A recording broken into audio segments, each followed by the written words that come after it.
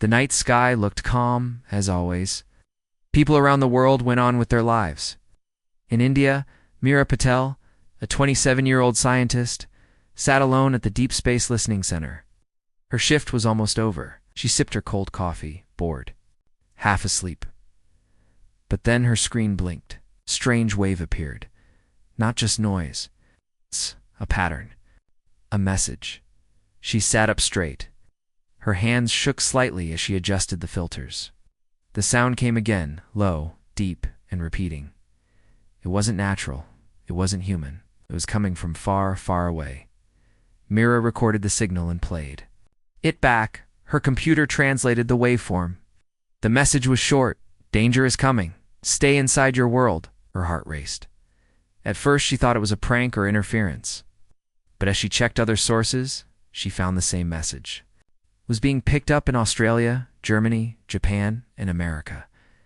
All deep space antennas had received it at the same moment. Within 1 hour, world governments were on full alert.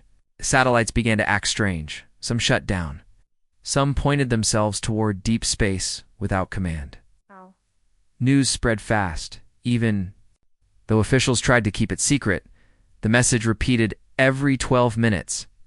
Danger is coming. Stay inside your world. In Washington, generals sat in silence as the signal played on loop. In China, the military activated defense satellites. In London, scientists debated if the message was a warning or a threat. But no one had answers, only fear. At the United Nations, emergency meetings were called. Some leaders said Earth should listen. Others said the message was fake. But deep inside secret bunkers, another truth was known. This was not Earth's first message from space. Years ago, small signals had come, weak, unclear, ignored. But this one was loud, direct.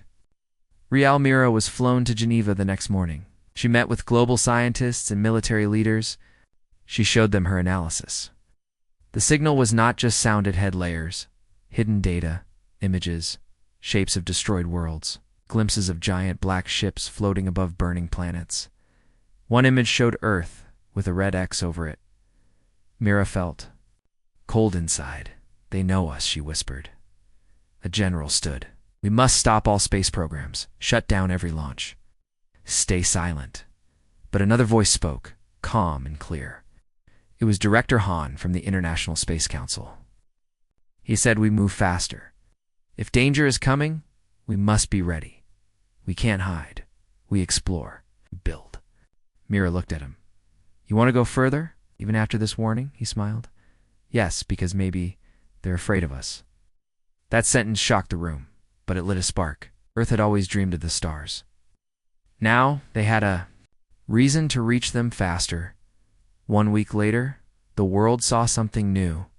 A giant spaceship, hidden under the Arctic ice, was revealed. It was called the Phoenix, built secretly by all nations, ready to go beyond the solar system. The news shocked the public. People were scared, but also proud. Earth was not backing down. Humanity had received a warning, and instead of fear, it chose action. Meera was chosen to join the crew. She didn't feel like a hero. She felt like someone standing at the edge of a dark forest, unsure of what waited inside. But she boarded the Phoenix anyway. On launch day, millions watched as the ship rose into the sky, glowing like fire. Children cheered. Elders cried. The message still played across the world. Danger is coming. Stay inside your world. Earth no longer listened. In the darkness of space, the Phoenix moved silently. Its engines whispered through the void. Meera sat by the window, staring at stars that no human had ever touched. She felt small, but excited.